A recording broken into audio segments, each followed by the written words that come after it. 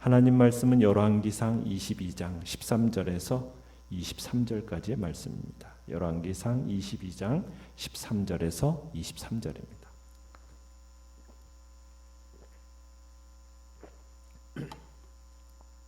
열왕기상 22장 13절에서 23절까지의 말씀을 우리 한 목소리로 같이 읽겠습니다. 시작. 미가야를 부르러 간 사신이 일러 이르되 선지자들의 말이 하나같이 왕에게 길하게 하니 청하건대 당신의 말도 그들 중 한 사람의 말처럼 길하게 하소서.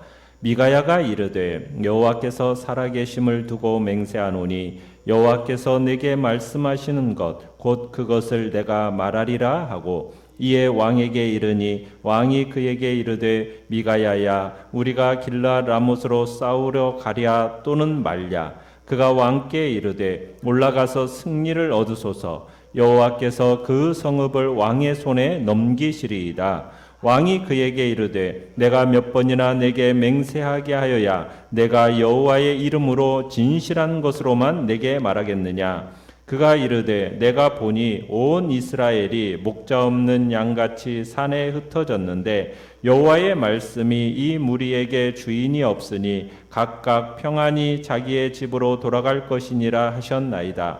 이스라엘의 왕이 여호사밧 왕에게 이르되 저 사람이 내게 대하여 길한 것을 예언하지 아니하고 흉한 것을 예언하겠다고 당신에게 말씀하지 아니하였나이까. 미가야가 이르되 그런즉 왕은 여호와의 말씀을 들으소서. 내가 보니 여호와께서 그의 보좌에 앉으셨고 하늘의 만군이 그의 좌우편에 모시고 서 있는데 여호와께서 말씀하시기를 누가 아합을 꾀어 그를 길르앗 라못에 올라가서 죽게 할꼬 하시니 하나는 이렇게 하겠다 하고 또 하나는 저렇게 하겠다 하였는데 한 영이 나와 여호와 앞에 서서 말하되 내가 그를 꾀겠나이다. 여호와께서 그에게 이르시되 어떻게 하겠느냐. 이르되 내가 나가서 거짓말하는 영이 되어 그의 모든 선지자들의 입에 있겠나이다. 여호와께서 이르시되 너는 꾀겠고 또 이르리라. 나가서 그리하라 하셨은즉 이제 여호와께서 거짓말하는 영을 왕의 이 모든 선지자의 입에 넣으셨고 또 여호와께서 왕에 대하여 화를 말씀하셨나이다. 아멘. 오늘 말씀의 제목은 일대 다의 싸움에서 이기는 법이라는 제목으로 말씀을 나눕니다. 우리는 지금 여호사밧이 아합에게 하나님의 이 아람과의 이 전쟁에서 하나님의 뜻이 무엇인가를 묻기 위해서 선지자를 요청을 하죠. 그래서 400명의 선지자가 왔는데 그들 모두 다가 동일하게 나가면 승리할 것이라는 이야기를 아합을 기쁘게 해주는 말을 들려줍니다. 그러자 이 말에 대해서 여호사밧은 어떻게 반응했습니까? 그 선지자들의 이 예언을 별로 이렇게 그들의 예언이 하나님의 말씀이고 하나님의 뜻으로 여겨지지가 않는 거예요. 그래서 이 400명 이외에 다른 선지자가 없느냐고 묻죠. 그래서 부르게 된 선지자가 누구입니까? 미가야입니다. 이 미가야는 아합에게 항상 비판적이었고 그래서 아합의 미움을 받고 있던 선지자였습니다. 이 미가야를 데리러 간 이 아합의 신하가 오늘 본문 23절에 보면 미리 미가야에게 어떻게 보면 정치적인 압력을 넣습니다. 자, 내용 관찰 문제 1번을 보시면 자, 미가야를 부르러 간 사신은 그에게 어떤 부탁을 했습니까? 자, 13절에 보시면 뭐라고 부탁을 하고 있습니까? 선지자들의 말이 하나같이 왕에게 길하게 하니 청하건대 당신의 말도 그들 중 한 사람의 말처럼 길하게 하소서. 그러니까 모두가 왕에게 좋은 말만 하니까 너도 그렇게 좋은 말만 해라. 이렇게 지금 압력을 넣고 있는 거죠. 다른 예언자들처럼 너도 승리를 예언해라. 이렇게 강요받고 있는 겁니다.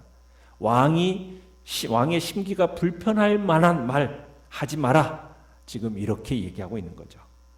자, 내용 관찰 문제 2번을 보시면 미가야는 선지자로서 어떤 자세로 사역했으며 그가 진실하게 예언한 내용은 무엇입니까? 자, 14절에 가보시면은 미가야는 어떻게 얘기하고 있습니까? 여호와께서 살아계심을 두고 맹세하는데 여호와께서 내게 말씀하시는 것 곧 그것을 내가 말하겠다. 미가야는 당당하게 하나님께서 말씀하시는 대로 나는 말할 뿐이다 하면서 이런 지하에 그 요구를 거절해 버립니다. 사실 미가야에게 압력을 넣은 이 신하는 유다왕 여호사밧 앞에서 체면을 세우려는 아합의 사주를 받았을 겁니다. 미리 미가야에게 압력을 넣어서 지금 동일하게 전쟁을 할 수 있도록 모든 그 예언의 이야기들을 동일하게 하도록 지금 요구하고 있는 겁니다. 그러니까 아합은 이미 하나님의 음성을 듣는데 관심이 있습니까? 없습니까? 관심이 없어요. 아합은 지금 하나님의 뜻이 무엇이든 간에 이미 아람과의 전쟁을 하겠다라고 결정한 상태거든요. 그래서 선지자들에게는 뭐만 요구하는 겁니까? 자신이 이 계획한 전쟁을 지지해 주기만을 지금 바란 겁니다. 참 이렇게 왕이 어리석으니 그동안 이스라엘에게 그토록 많았던 그 거짓 선지자들이 나올 수밖에 없었던 거예요. 그렇지만 미가야는 어떻게 얘기하고 있는 겁니까? 단호하게 이를 거절하고 정직하기로 마음을 먹고 있습니다. 하나님이 아합에게 주시는 말씀 그대로 전하겠다라고 결심을 하고 있는 거죠. 그런데 15절에 가보시면은 아합 왕 앞에 서니까 미가야는 어떻게 보면 왕이 듣고 싶어 하는 말을 해줍니다. 그렇지 않습니까? 15절에 뭐라고 얘기합니까? 아합이 미가야에게 묻습니다. 길르앗 라못으로 싸우러 가랴 말랴. 그러니까 뭐라고 얘기하고 있습니까? 올라가서 승리를 얻으소서. 여호와께서 그 성읍을 왕의 손에 넘기시리이다. 지금까지 거짓 선지자가 한 말하고 똑같은 말을 하고 있는 거예요. 그러면은 아합은 이 말을 들었으면 기뻐해야 될 거 아닙니까? 그런데 16절을 보시면 기뻐합니까? 기뻐하지 않고 오히려 역정을 내면서 진실을 말하라고 다그치고 있습니다. 그럼 도대체 무슨 일이 벌어지고 있는 것이겠습니까? 지금 미가야가 아합의 승리를 말하는데 이 말하는 투가 빈정되는 투로 하고 있다는 거예요. 그러니까 미가야는 지금 아합이 절대 승리하지 못할 것이라는 그런 투, 그리고 그와 선지자들을 비아냥거리듯이 지금 이야기하고 있다는 겁니다. 그러니까 우리가 볼 때에는 그 말이 마치 승리를 얻으라는 말처럼 보이지만 우리도 말하다 보면은 한번 올라가 보세요. 말하는 투가 있지 않습니까? 그러면 승리할 거예요. 이런 식으로 빈정되는 투로 그렇게 얘기하니까 아합이 뭐예요?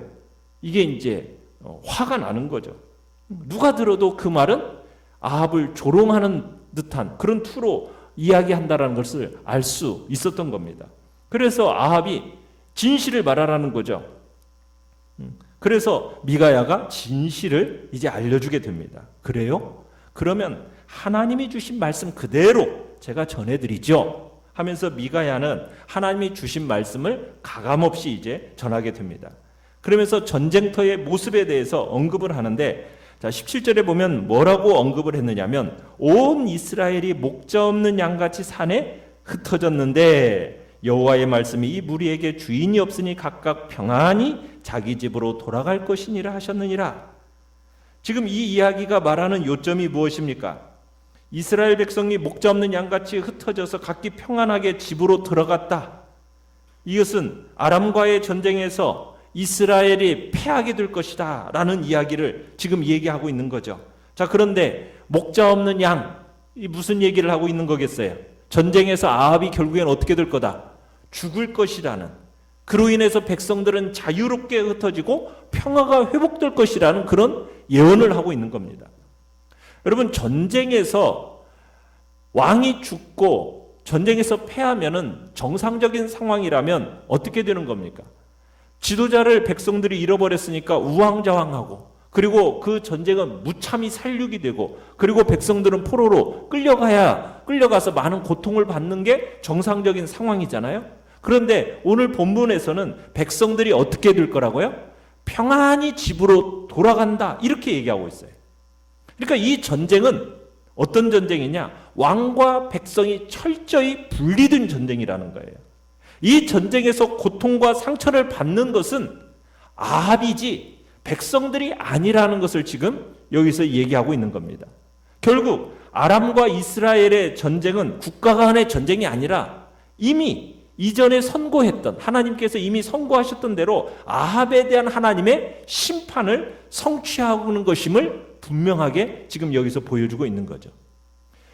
그래서 이런 의미에서 아합은 이스라엘뿐만 아니라 이방 백성들까지 모두 한자리에 모여진 그 상태에서 하나님의 심판이 얼마나 정확하게 이루어지는가, 이것을 보여준다. 지금 이렇게 말할 수 있는 겁니다. 자, 그래서 이렇게 얘기를 하니까 18절에 아합이 여호사밧을 바라보면서 뭐라고 얘기합니까?